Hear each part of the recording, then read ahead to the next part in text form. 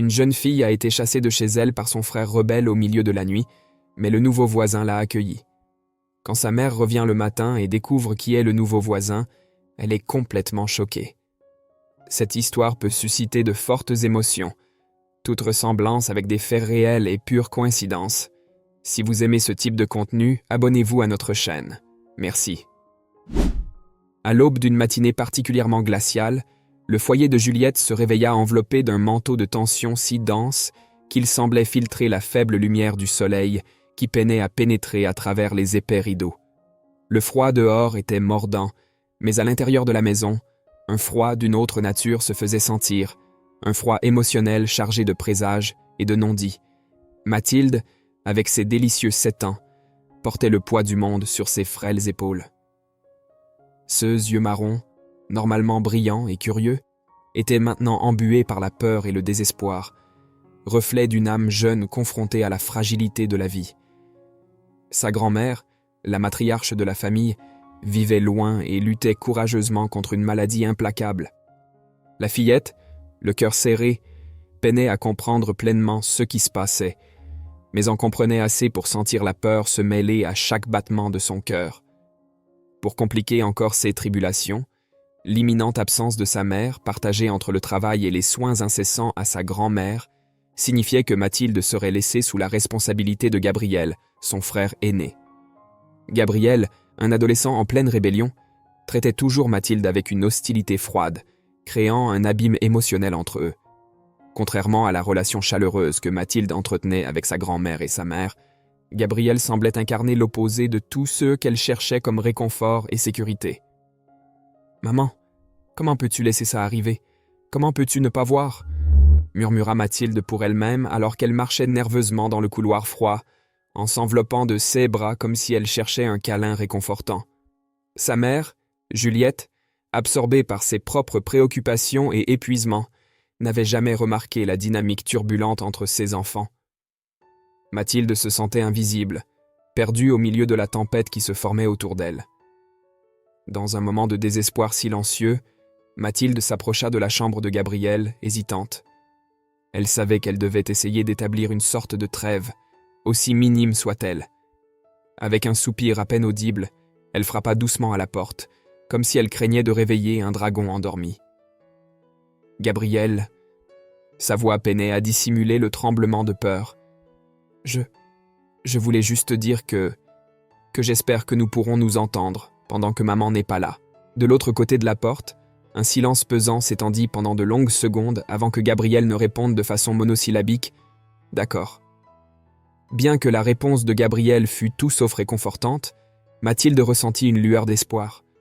Peut-être, juste peut-être, pourrait-il trouver un terrain d'entente en l'absence de leur mère.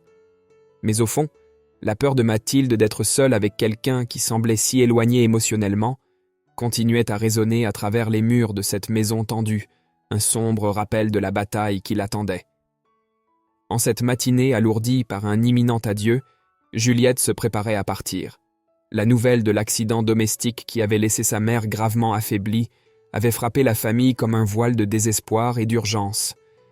Le devoir de prendre soin de la matriarche malade signifiait que Juliette devrait laisser ses enfants, Mathilde et Gabriel, naviguer seuls à travers les eaux tumultueuses de leur famille. Mathilde, le visage baigné par la lumière tremblante de l'aube, se retrouva à supplier d'une voix étranglée par l'émotion. « Maman, s'il te plaît, je ne veux pas rester seule avec Gabriel, » murmura-t-elle, ses paroles chargées d'une peur si palpable qu'elle semblait remplir la pièce. « Il me fait peur quand nous sommes seuls. » Et ses yeux, miroir de son âme, reflétaient une terreur profonde, non seulement de son frère distant, mais aussi de la solitude que la cohabitation forcée promettait. Juliette, partagée entre le devoir filial et maternel, regarda Mathilde avec un mélange de préoccupation et d'incrédulité.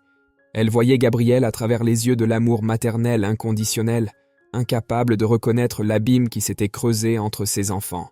« Ma chérie, Gabriel est ton frère, il prendra soin de toi, » dit-elle, essayant d'insuffler une dose de confiance dans des paroles qui, au fond, semblaient plus être un désir qu'une réalité. La disparité dans les perceptions de Gabriel était criante. Alors que Juliette voyait un fils en pleine rébellion mais fondamentalement bon, Mathilde voyait un frère qui l'ignorait et la maltraitait, un être presque étranger vivant sous le même toit. Ce mystère dans la dynamique familiale s'approfondissait chaque jour, Juliette étant incapable de voir le côté cruel de Gabriel, attribuant les peurs de Mathilde à des exagérations enfantines. Avec le départ de Juliette, la maison semblait engloutir Mathilde et Gabriel dans son silence oppressant. Mathilde, essayant de garder son calme, ressentait chaque seconde de l'absence de sa mère comme une éternité. La solitude à l'intérieur de cette maison, maintenant partagée entre elle et un frère qui semblait plus être un fantôme qu'une présence fraternelle, était assourdissante. Gabriel, d'autre part, restait énigmatique et distant, perdu dans ses propres tourments adolescents. La manière dont il se déplaçait dans la maison, évitant Mathilde, ne laissait aucun doute sur le gouffre émotionnel qui les séparait. Leurs rencontres occasionnelles étaient marquées par un silence lourd et des regards qui se croisaient rarement. Mathilde, dans sa solitude, tentait de décoder son frère, imaginant ce qui se cachait derrière cette expression indifférente. Dans un après-midi gris, Mathilde tenta une fois de plus d'établir un contact. « Gabriel, pouvons-nous parler ?» Sa voix était presque un murmure, craignant le rejet. La réponse est venue sous la forme d'un regard vide et d'un haussement d'épaules, avant que Gabriel ne s'éloigne, laissant Mathilde seule avec ses doutes et ses peurs. Alors que la nuit tombait sur la maison, Mathilde se pelotonna dans sa couverture, cherchant du réconfort dans la chaleur que le tissu ne pouvait lui offrir. Dehors, le vent sifflait comme s'il partageait les secrets et les douleurs de cette famille fragmentée. Mathilde ferma les yeux, désirant le retour à une normalité qu'elle ne retrouverait peut-être jamais. L'histoire de Juliette se déroule comme un ruban du temps, nous ramenant à ses jours de jeunesse, lorsque la vie était une toile peinte avec les couleurs vibrantes de l'espoir et des rêves à réaliser.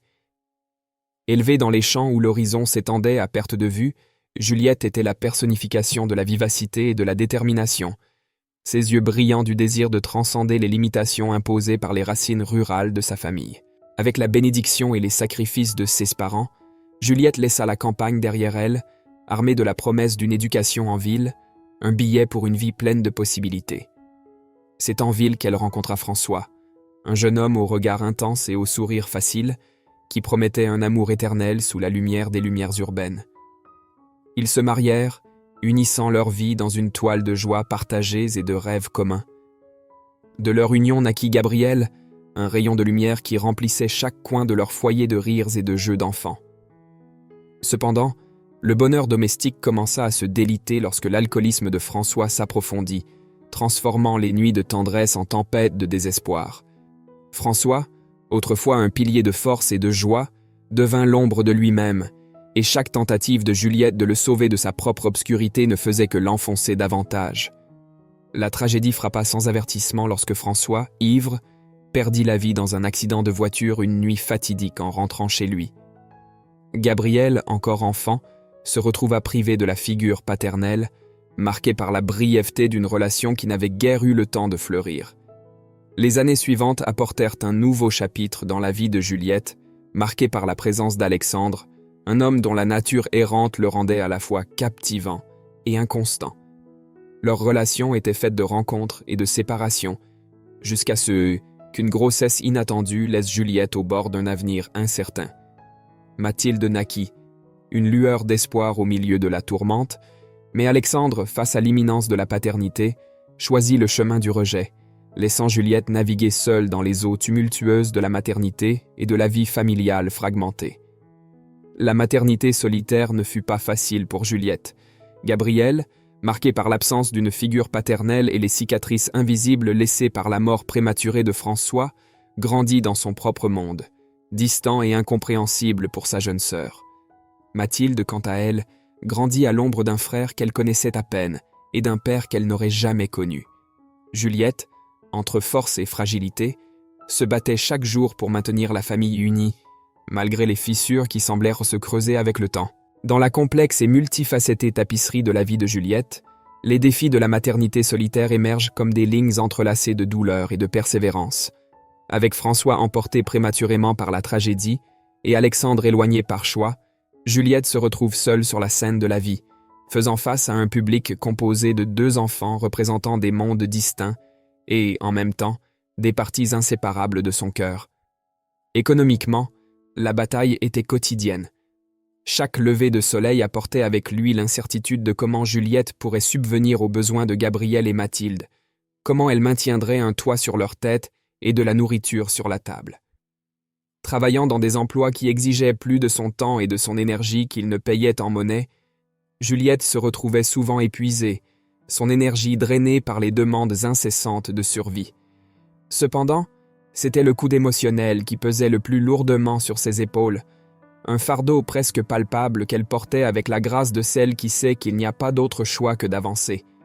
Pour Gabriel, l'absence d'un père et la présence d'une sœur qu'il peinait à reconnaître comme telle devenaient des barrières émotionnelles presque infranchissables.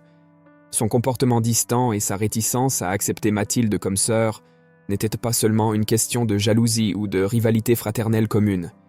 Ils étaient des manifestations d'une douleur plus profonde, une plaie ouverte par la perte et le sentiment d'abandon. Gabriel errait dans la maison comme un fantôme, présent encore mais lointain en esprit, son cœur verrouillé dans un coffre dont la clé semblait perdue.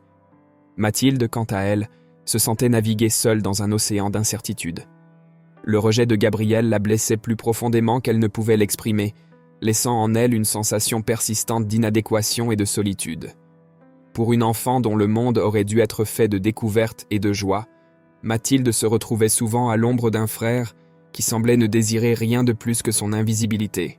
Dans un silence brisé seulement par les murmures de la maison, Mathilde se trouvait entourée de murs qui semblèrent se refermer sur elle, un microcosme de rejet et de solitude définissant son monde en l'absence de Juliette. Avec sa mère loin, la maison, qui aurait dû être un sanctuaire de sécurité et d'amour, s'était transformée en un théâtre de dédain et de raillerie, avec Gabriel jouant le rôle principal de cette pièce de cœur brisé. L'invasion a commencé avec l'arrivée des amis de Gabriel, un groupe d'adolescents dont l'énergie et l'agitation ont envahi l'espace comme une tempête, sans avertissement ni invitation. Pour Mathilde, leur présence était une violation non seulement des règles établies par Juliette, mais aussi du peu de refuge de paix qu'elle pouvait trouver. Armée du souvenir des avertissements de sa mère, Mathilde rassembla tout son courage, un mince faisceau de voix tremblantes dans la tempête, pour leur rappeler que cela était interdit. « Vous ne pouvez pas être ici, maman a dit que… » Sa voix vacilla, se perdant dans la vague de rires et de regards échangés entre les amis de Gabriel. Le mépris avec lequel sa tentative d'autorité fut accueillie ne fit qu'enfoncer Mathilde plus profondément dans le puits de son propre sentiment d'insignifiance. Les moqueries qui suivirent, une pluie de mots et de gestes que Gabriel et ses amis lancèrent sur Mathilde, étaient comme des flèches empoisonnées, chacune se plantant dans son estime déjà ébranlée. Avec chaque rire, chaque moquerie, Mathilde se sentait de plus en plus petite, plus isolée, jusqu'à ce que les murs de la pièce semblent l'étouffer, la forçant à une retraite défaite vers le seul endroit qui lui promettait un peu de répit. Sa chambre. Le chemin jusqu'à là-bas fut un flou de larmes et de sanglots, chaque pas résonnant du poids du rejet qu'elle portait. Une fois à l'intérieur, la porte se referma avec un clic qui résonnait comme le bruit d'un cercueil scellant ses espoirs de fraternité et de compréhension. Mathilde s'effondra contre la porte, les pleurs maintenant libres, un fleuve de douleur et de solitude coulant sans entrave. L'absence de Juliette ne s'était jamais fait aussi profonde, aussi douloureuse, que dans ce moment de désespoir total.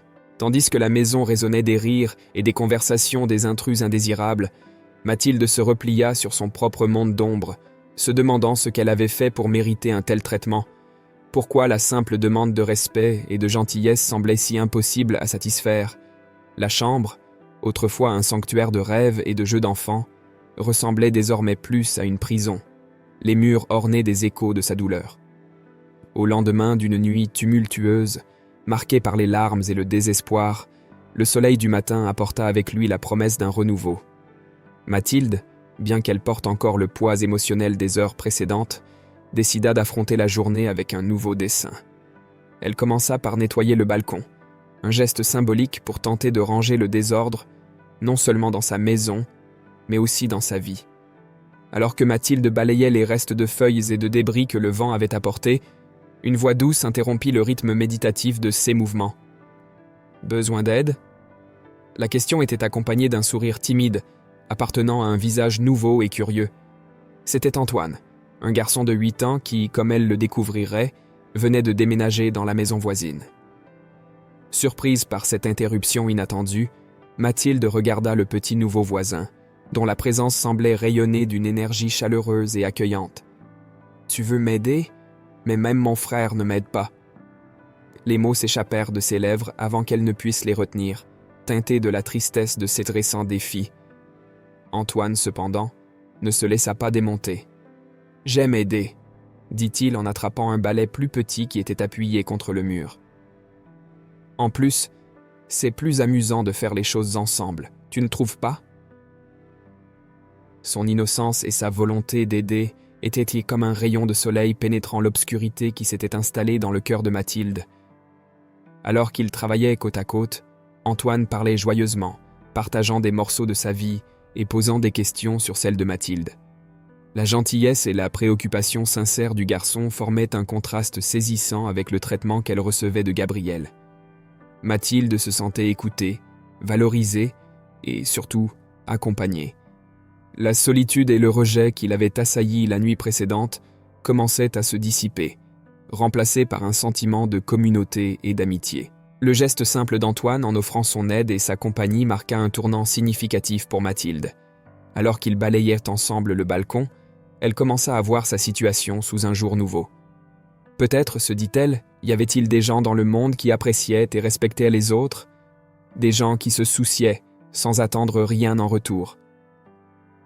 Antoine, avec sa présence et sa bonté, représentait la possibilité de nouvelles connexions et d'un nouvel ami. La nuit avait déjà étendu son manteau sombre sur la ville lorsque la tension entre Mathilde et Gabriel éclata enfin.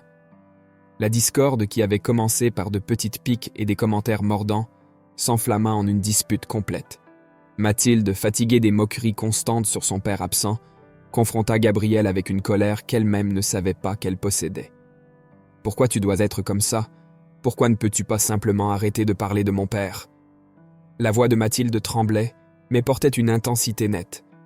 Gabriel, avec la froideur que seule l'adolescence peut produire, riposta sans hésitation. « Parce qu'il ne t'aime pas, Mathilde. Il est parti parce qu'il ne te veut pas près de lui. Il s'en fiche. » Chaque mot était un coup, et Mathilde se sentait comme si le sol se dérobait sous ses pieds, mais la douleur fit rapidement place à la colère, et elle répondit avec une férocité qui surprit même elle-même. « Au moins, mon père était vivant. Il peut revenir, contrairement au tien. » Le silence qui suivit fut glaçant. Gabriel, touché de plein fouet par le retour douloureux de sa propre perte, agit impulsivement. Avec colère et ressentiment bouillonnant dans ses veines, il ouvrit la porte et poussa Mathilde dehors, la laissant seule dans la froide obscurité de la nuit. Dépourvue de vêtements appropriés et sans chaussures, Mathilde s'assit sur le balcon, enlaçant ses genoux contre sa poitrine, tremblant à la fois de froid et de l'intensité de ses émotions. Les larmes commencèrent à couler librement, chacune portant un morceau de la douleur et du rejet qu'elle ressentait. C'est à ce moment de désespoir qu'Antoine et son père rentrèrent chez eux, traversant la rue tranquillement, ignorant la tempête émotionnelle qui se déroulait de l'autre côté. En voyant Mathilde pleurer, Antoine n'hésita pas. Il courut vers elle, inquiétude marquée dans chaque pas. « Mathilde, que s'est-il passé ?» demanda Antoine, sa voix empreinte d'une sincère préoccupation. Entre les sanglots, Mathilde expliqua la situation, ses mots entrecoupés par l'émotion. Antoine écouta attentivement, son visage reflétant la tristesse qu'il ressentait pour son ami. Sans perdre de temps, il emmena Mathilde à son père, qui, après avoir compris la gravité de la situation, n'hésita pas à offrir un abri.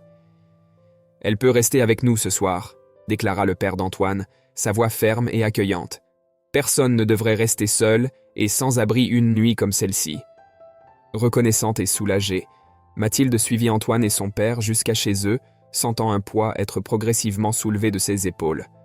La gentillesse d'Antoine et le geste généreux de son père lui procurèrent non seulement un abri physique, mais aussi un refuge émotionnel, un endroit où elle se sentait en sécurité et appréciée.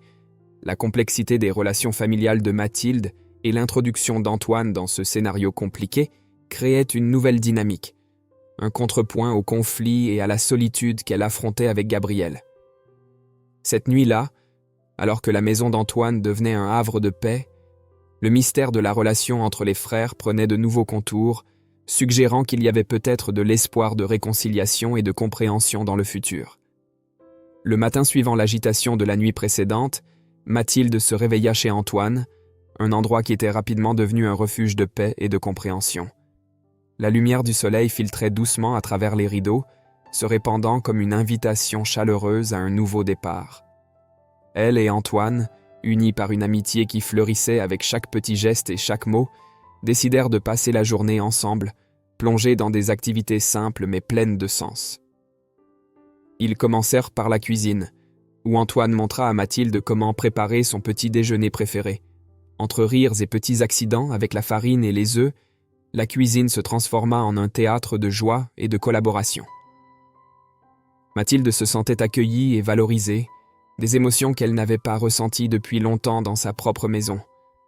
Après le petit déjeuner, ils se livrèrent à des jeux de société et à des jeux dans la cour, riant librement, le son de leur bonheur résonnant à travers les murs de la maison qui semblait maintenant pleine de vie. La normalité et l'affection qu'Antoine lui procurait étaient comme un baume pour les blessures de Mathilde, lui offrant un aperçu de ce que pourrait être une vie sans rejet et conflit constant. Cependant, à mesure que la journée avançait, une inquiétude commença à grandir en elle, un besoin de faire face à sa réalité et d'essayer de reprendre sa vie dans sa propre maison. Avec un mélange d'espoir et d'appréhension, Mathilde dit au revoir à Antoine et à son père, armée du courage que l'amitié d'Antoine lui avait prêté, et retourna chez elle. Cependant, en ouvrant la porte, elle trouva un chaos. La maison était en désordre, un reflet tangible de l'explosion de colère de Gabriel après l'avoir chassé. Objets cassés, meubles renversés, et une atmosphère palpable de désolation remplissèrent l'espace, témoignant silencieusement de la turbulence que Gabriel avait vécue en son absence. Le cœur lourd, Mathilde commença à nettoyer le désordre, chaque mouvement étant un effort pour restaurer un semblant de normalité dans le foyer qui semblait désormais plus un champ de bataille. Gabriel, quant à lui, revint plus tard, son visage marqué par des émotions contradictoires. En voyant Mathilde là, une lueur de regret brilla dans ses yeux, rapidement éclipsée par l'obstination. « Pourquoi es-tu revenu ?» demanda Gabriel, sa voix mêlant défi et épuisement. Mathilde, fermement, répondit « Parce que c'est aussi ma maison. » Ce retour et cette confrontation, bien que douloureux, marquèrent une étape nécessaire sur le chemin tortueux vers la réconciliation. Après le tourbillon émotionnel des événements récents, Mathilde ressentait un besoin croissant de comprendre sa propre histoire, de chercher des réponses qui semblèrent jusqu'alors lui échapper dans l'ombre du passé. Armée d'une nouvelle détermination, elle décida qu'il était temps de confronter sa mère, Juliette, au chapitre le plus mystérieux et douloureux de sa vie. L'histoire de son père. Juliette était dans la cuisine, absorbée dans ses pensées, lorsque Mathilde entra. L'air était chargé, dense de l'anticipation de ceux qui allaient suivre. Mathilde prit une profonde inspiration, rassemblant son courage, et commença « Maman, nous devons parler de mon père. J'ai besoin de comprendre ce qui s'est passé. Pourquoi il nous a quittés ?» Juliette regarda Mathilde, percevant la gravité sur son visage, et sut que le moment de révéler les vérités cachées était venu. Avec un soupir lourd, elle commença à raconter à nouveau l'histoire de l'homme qui avait été le père de Mathilde, comment il était parti après sa grossesse, incapable d'accepter la responsabilité de la paternité. Il n'était pas prêt, Mathilde, et malgré tout, j'ai choisi de te protéger, de t'aimer.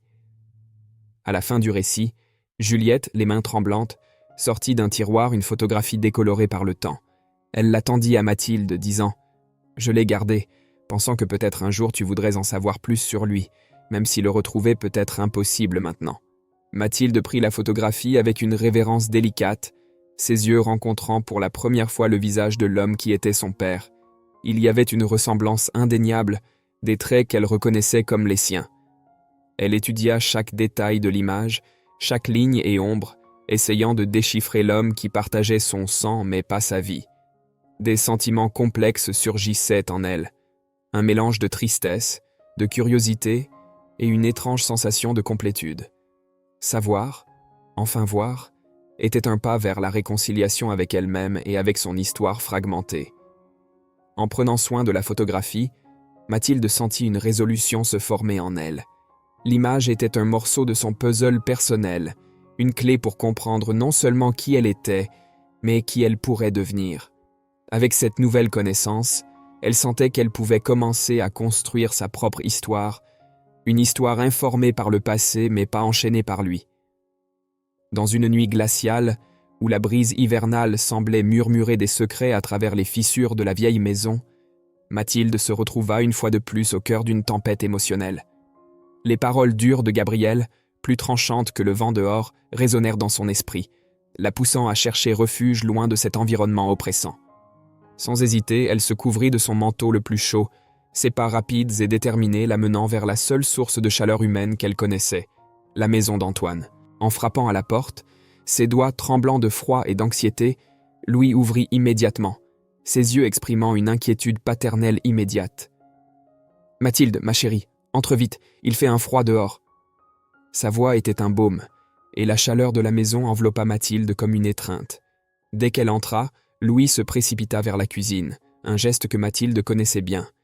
Il prépara du chocolat chaud, la vapeur sucrée s'élevant dans l'air comme un prélude au réconfort. Assis à la table de la cuisine, Louis servit les tasses fumantes, regardant Mathilde avec un mélange d'inquiétude et d'une curiosité bienveillante. « Veux-tu parler de ce qui s'est passé ?» Mathilde tint la tasse entre ses mains, la chaleur s'infiltrant dans sa peau, offrant un contraste bienvenu au froid qu'elle ressentait à l'intérieur. « C'est toujours la même chose avec Gabriel », commença-t-elle, la voix tremblante. « Il ne me comprend pas. Il n'essaie pas de comprendre.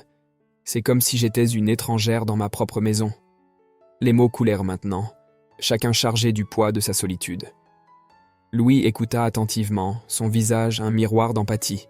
« Tu es forte, Mathilde, plus forte que tu ne le penses, » dit-il doucement, l'encourageant à reconnaître sa propre résilience. Mathilde ressentit une vague de gratitude pour cette validation, quelque chose qu'elle recevait rarement. La nuit avançait avec la légèreté d'un film classique et le joyeux son des pop-corns éclatants. Ils se sont installés sur le canapé, enveloppés dans des couvertures, la lumière de la télévision projetant des ombres dansantes dans la pièce. Pour un moment, Mathilde a pu oublier ses soucis, riant et partageant des commentaires sur le film avec Antoine et Louis. Finalement, la fatigue les a vaincus et ils se sont endormis là, un amas de couvertures et de corps entrelacés dans un confort collectif. Quand le matin est arrivé avec son ciel pâle et froid, Louis s'est proposé d'accompagner Mathilde chez elle. La marche était silencieuse, chaque pas rapprochant Mathilde de la réalité qui l'attendait. À leur arrivée, ils ont trouvé Juliette à la porte, les yeux rougis par l'inquiétude se transformant en soulagement en voyant Mathilde saine et sauve. « Oh, ma chérie, où étais-tu » s'est exclamée Juliette, se précipitant pour embrasser sa fille, les larmes coulant maintenant librement. « J'étais si inquiète !» Louis, avec le calme de quelqu'un qui avait déjà joué ce rôle auparavant, a expliqué la situation. « Juliette, je suis désolé de ne pas avoir prévenu plus tôt. Mathilde était avec moi et Antoine en sécurité chez nous. » Juliette a invité Louis à entrer, insistant pour préparer un café tandis que sa gratitude s'échappait en paroles rapides et émues. Assis à la table de la cuisine, l'arôme réconfortant du café frais flottant dans l'air, la conversation a inévitablement tourné vers le passé. C'est alors qu'une révélation inattendue s'est produite. Louis était le frère d'Alexandre, le père disparu de Mathilde. « Comment le monde peut-il être si petit, Juliette ?» murmura Louis, surpris par l'ironie du destin. Juliette a couvert sa bouche de sa main, choquée. « Je n'arrive pas à y croire.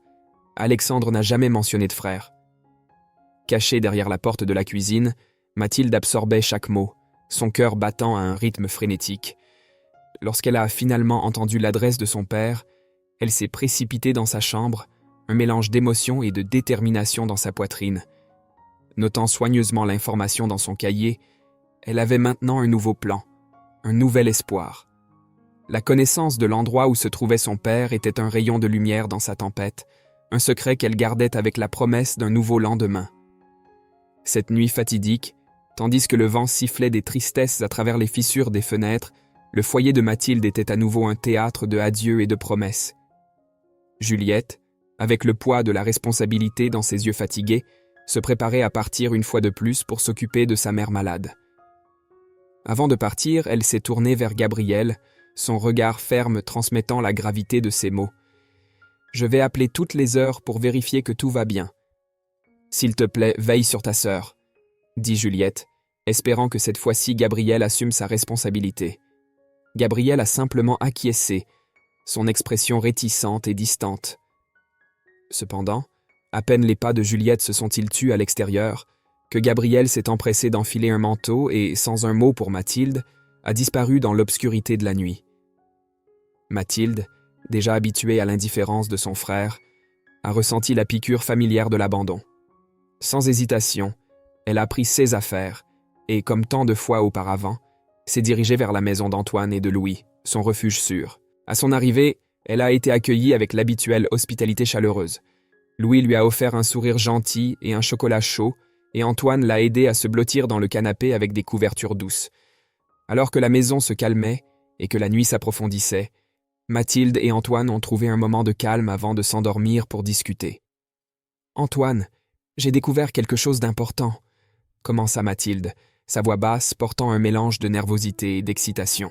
« Nous sommes cousins. » Antoine, surpris, faillit laisser tomber sa tasse. « Quoi? Comment ça? Ton père, Louis? Il est le frère de mon père, Alexandre.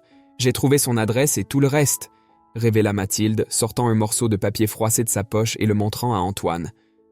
Antoine, encore en train de digérer la nouvelle, sourit, une lueur d'aventure dans les yeux.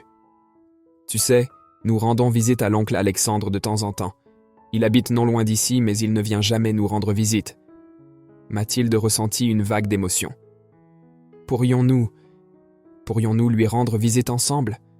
Je veux tellement le rencontrer, en savoir plus sur lui, sur nous. » Tous deux, poussés par la découverte et le désir de mieux comprendre leur famille nouvellement élargie, commencèrent à conspirer un plan pour rendre visite à Alexandre. Entre murmures excités et cartes griffonnées sur des bouts de papier, ils tracèrent un itinéraire et une stratégie pour la rencontre. « Nous pouvons prendre le bus jusqu'à sa ville, puis marcher jusqu'à sa maison. Ce sera une aventure, » proposa Antoine, enthousiaste. Mathilde acquiesça, se sentant pour la première fois depuis longtemps avec un but clair et une connexion avec une famille élargie. Les possibilités qui se déroulaient devant elle la remplissaient d'espoir. Épuisés mais contents du plan établi, ils se blottirent tous deux sur le canapé, les yeux lourds de sommeil.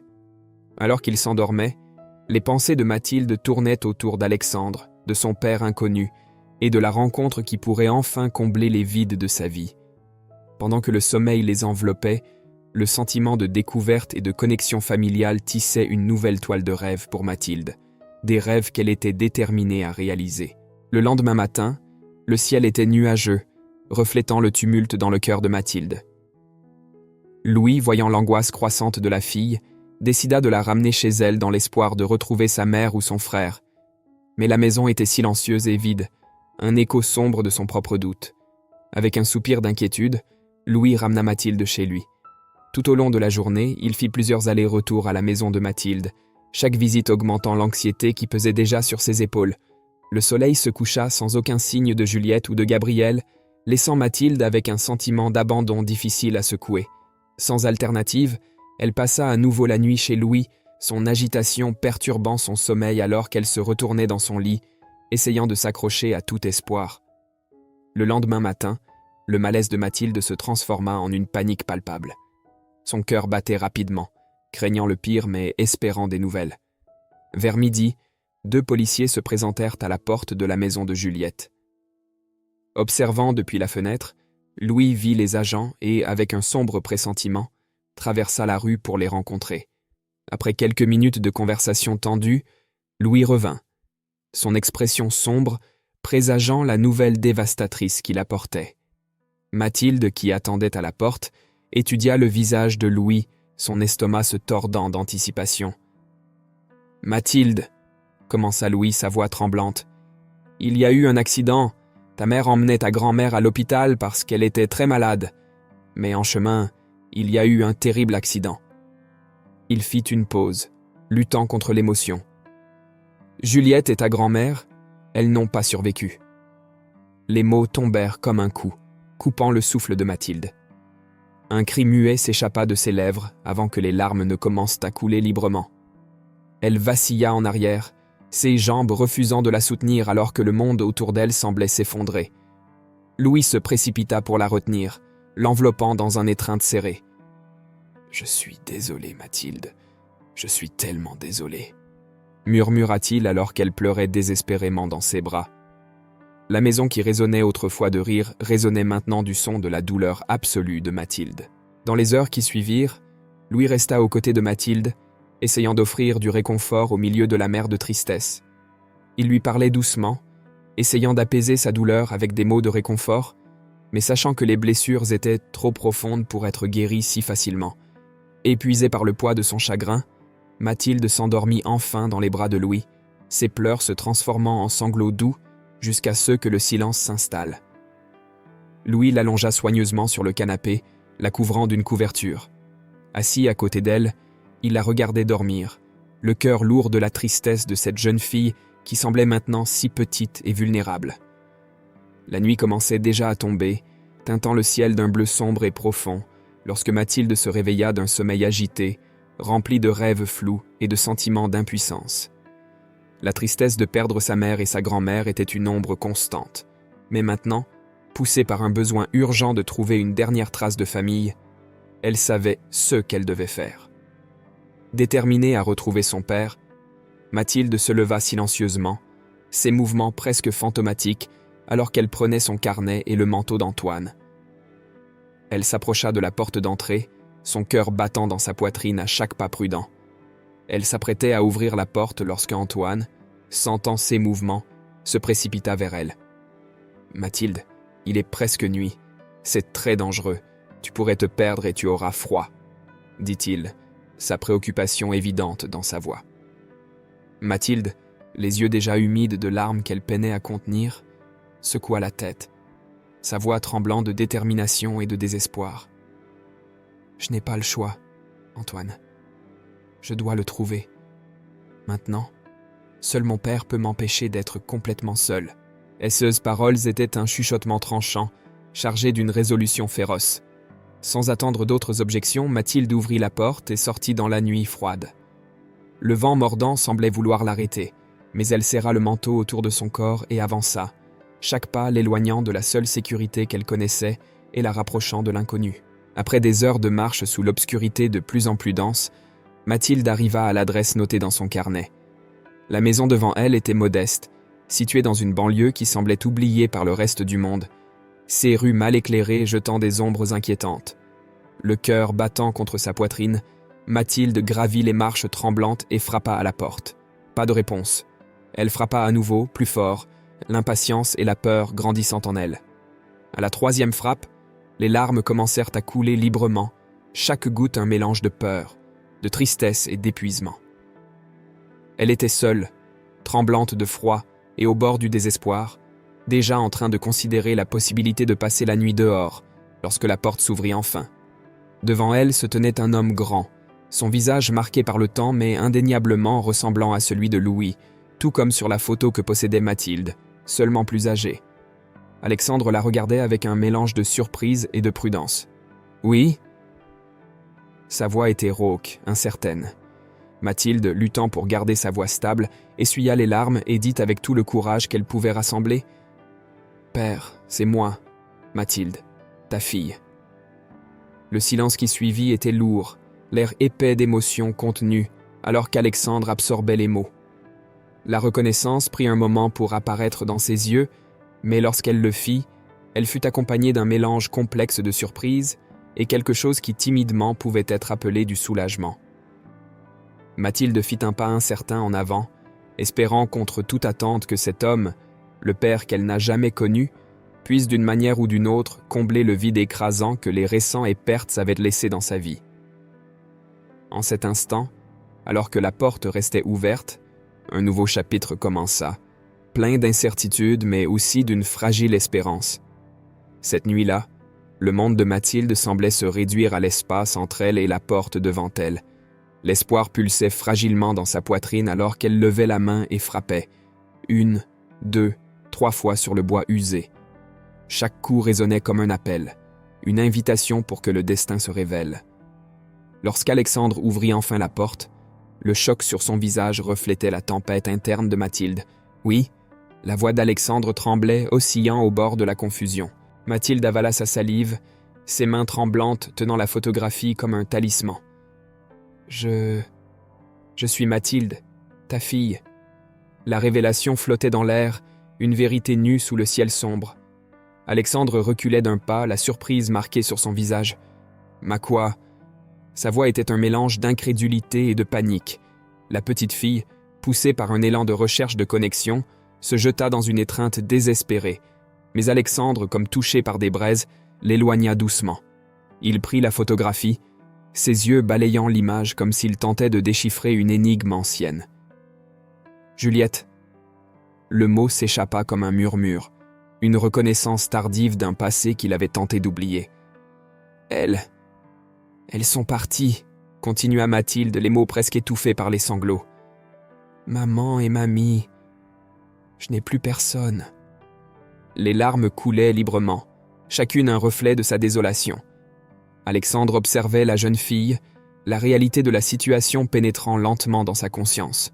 « Écoute, je ne sais pas ce que tu attends de moi, » dit-il, sa voix endurcie par la défense. « Ce n'est pas de ma faute si ta mère est morte. Tu n'es pas ma responsabilité. » Son refus était un mur dressé avec les pierres du passé. « S'il te plaît, » implora Mathilde, la voix brisée par la douleur. « J'ai juste besoin de quelqu'un. Je ne veux pas être une orpheline. » Mais les portes du cœur d'Alexandre étaient fermées et verrouillées. « Tu dois retourner d'où tu viens, chercher de l'aide ailleurs. » Avec ces mots, il referma la porte, laissant Mathilde seule dans la froide nuit du désespoir. La jeune fille tomba à genoux, l'impact du rejet la faisant tomber comme un coup physique. Elle pleurait, chaque sanglot un écho de sa solitude, une enfant perdue dans un monde qui semblait soudain immense et implacable. « Pourquoi ?» Elle criait dans la nuit. « Pourquoi ne peux-tu pas m'aimer ?» C'est alors que des bras l'entourèrent, une étreinte qui la sortit de l'abîme du désespoir. Pour un instant, Mathilde se permit de croire que c'était son père, que la dureté de cette rencontre n'avait été qu'une terrible erreur. Mais en ouvrant les yeux, elle trouva Louis, son visage une masque de douleur partagée. « Allons chez nous, Mathilde. Tu n'es pas seule, » dit Louis, sa voix ferme mais emplie d'une tristesse profonde. Alexandre observait de l'intérieur, le son des pleurs de Mathilde, un fantôme qui entrait désormais la maison vide. Louis jeta un dernier regard sévère à la porte fermée avant d'emmener Mathilde loin, leur départ marqué par la brutalité avec laquelle Alexandre referma la porte derrière eux. Dans la voiture, Louis tentait d'offrir le réconfort qu'il pouvait. Ses paroles un baume fragile pour l'âme dévastée de Mathilde. « Je te promets, Mathilde, tu ne seras jamais seule tant que je serai là. » Mathilde posa sa tête sur l'épaule de Louis, laissant la chaleur de sa promesse l'envelopper, un petit phare d'espoir dans l'obscurité qui l'entourait. Les mois suivants furent un tourbillon d'émotions et de transformations pour Mathilde, chaque jour apportant le poids du deuil et la légèreté de nouvelles découvertes. La maison de Louis et Antoine était devenue plus qu'un refuge, c'était maintenant son foyer, un lieu d'amour inconditionnel et de nouveaux départs. Louis, avec la détermination d'un père dont l'amour transcende les liens du sang, avait entamé une bataille juridique pour obtenir la garde définitive de Mathilde. Sa dévotion ne connaissait pas de limites, et sa persistance était une source constante de force pour la jeune fille. Mathilde, de son côté, commençait lentement à tisser les fils de sa nouvelle vie. La douleur de la perte de sa mère et de sa grand-mère ne disparaîtrait jamais complètement, mais elle apprenait à voir la lumière à travers les ombres, à trouver des raisons de sourire dans les petites joies du quotidien. Antoine était devenu plus qu'un ami, c'était le frère qu'elle avait choisi, son compagnon constant dans l'exploration de ce nouveau chapitre de sa vie. Noant tantôt, en plein cœur de la reconstruction, un vide persistait. Gabriel, son frère aîné, dont la vie avait été tourmentée par des rencontres manquées et des blessures, était désormais introuvable. Après avoir été dirigé vers une institution qui promettait soins et guidance, Gabriel avait choisi la fuite, se dissipant dans l'immensité d'un monde qui semblait l'avoir oublié. Mathilde pensait souvent à lui, la tristesse de ses souvenirs marqués par des conflits se mêlant à l'inquiétude pour sa sécurité. Dans ses prières nocturnes, elle demandait protection pour lui, espérant que, où qu'il soit, Gabriel retrouverait son chemin vers la lumière. La vie chez Louis et Antoine était remplie de moments d'apprentissage et de croissance. Mathilde découvrait chaque jour le pouvoir de l'amour et de l'union, voyant dans la relation entre Louis et Antoine un exemple de ce que signifiait être une famille. Il ne s'agissait pas de liens de sang, mais de choix faits, de liens tissés avec tendresse, respect et compréhension mutuelle. Louis se montrait infatigable dans son effort pour s'assurer que Mathilde se sente appartenir et en sécurité. Son engagement envers la justice était un témoignage de son dévouement non seulement envers Mathilde, mais envers le principe que chaque enfant mérite un foyer où l'amour prévaut sur toutes les adversités. Le nouveau chapitre qui commençait dans la vie de Mathilde était une ode à la résilience de l'esprit humain, une célébration de la capacité à trouver de l'espoir même dans les situations les plus sombres. Elle apprenait que, bien que le passé soit rempli d'ombre, l'avenir pouvait être tissé de lumière, à condition qu'il y ait le courage d'avancer, la foi en demain et l'amour pour guider le chemin. Ainsi, entre les rires partagés à la table du dîner, les leçons de vie échangées dans le confort du salon et les prières silencieuses à la tombée de la nuit, Mathilde, Louis et Antoine construisaient une famille non définie par des liens de sang, mais par l'engagement inébranlable de rester ensemble, surmontant ensemble chaque défi que la vie leur présentait.